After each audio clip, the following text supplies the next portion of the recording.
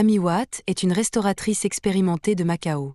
À l'expiration de son bail à Macao, Amy a décidé de transférer son entreprise de l'autre côté de la frontière. Les petites, moyennes et micro-entreprises de Macao sont encouragées à s'implanter dans la région de la Grande Baie. Nous bénéficions de prêts à faible taux d'intérêt et de loyers préférentiels. Les entreprises qui ont effectué 5 ans de bail peuvent également demander une exonération de loyer pouvant aller jusqu'à 2 mois. Ils m'ont fait confiance en m'accordant un prêt alors que je n'avais jamais créé d'entreprise ici.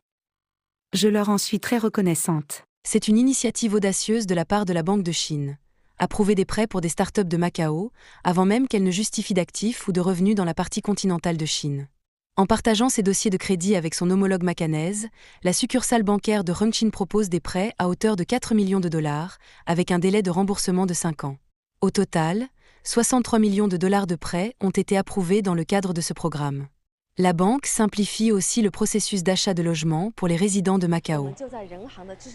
Sous la conduite de la Banque populaire de Chine, nous avons lancé un service transfrontalier de règlement d'achat de logements.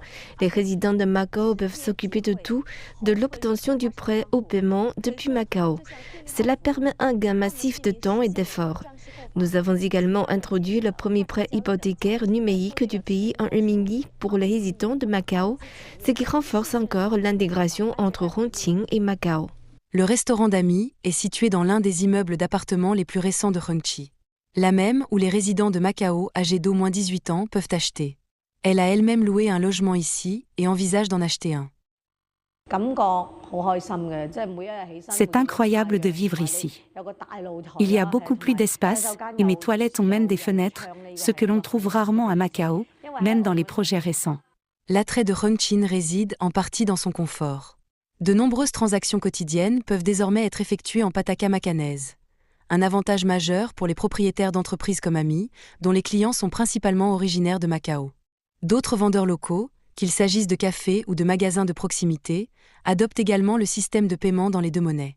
Le restaurant d'Amy, qui a ouvert ses portes en octobre, est encore peu fréquenté. Mais, avec le nouveau campus de l'Université de Macao, situé juste en face et l'arrivée de nouveaux résidents, l'avenir semble prometteur. Pour Amy, Hongqin représente plus qu'une opportunité commerciale. C'est une chance de construire une nouvelle vie dans une communauté en pleine expansion.